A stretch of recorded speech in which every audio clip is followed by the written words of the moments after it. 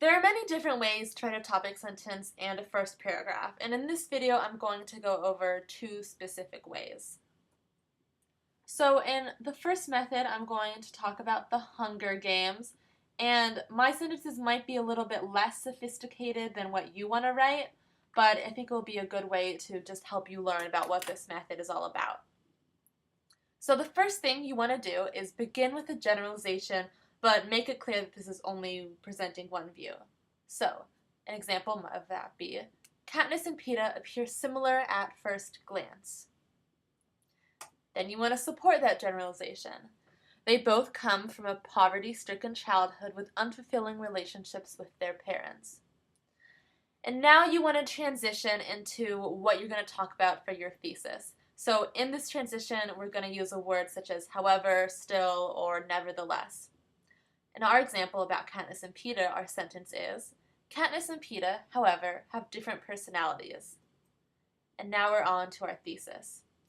Though Katniss and Peeta have similar backgrounds, their differences are illustrated through situations where they have to communicate with the public.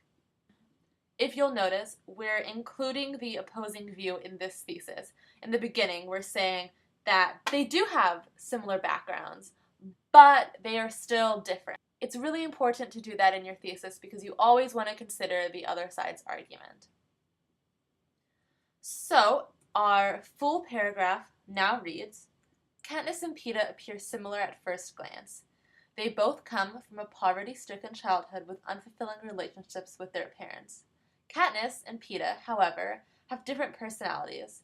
Though Katniss and Peeta have similar backgrounds, their differences are illustrated through situations where they have to communicate with the public.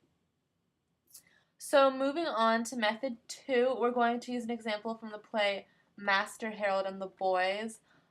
This play is more commonly read in school than The Hunger Games, obviously, so it's just another example that might be a little bit more relevant to what you may actually be writing in school. So the first thing that you do in this method is present a significant problem that has more than one solution.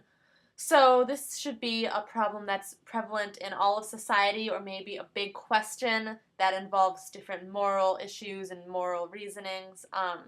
And then your thesis is going to be the solution to that problem.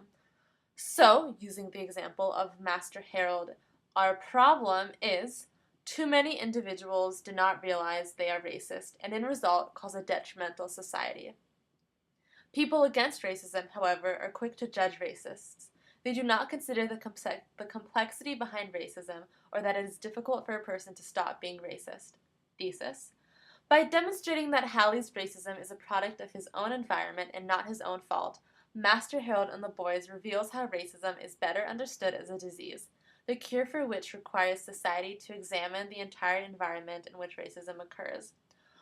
So the solution for this problem is society to examine the entire environment for which racism occurs.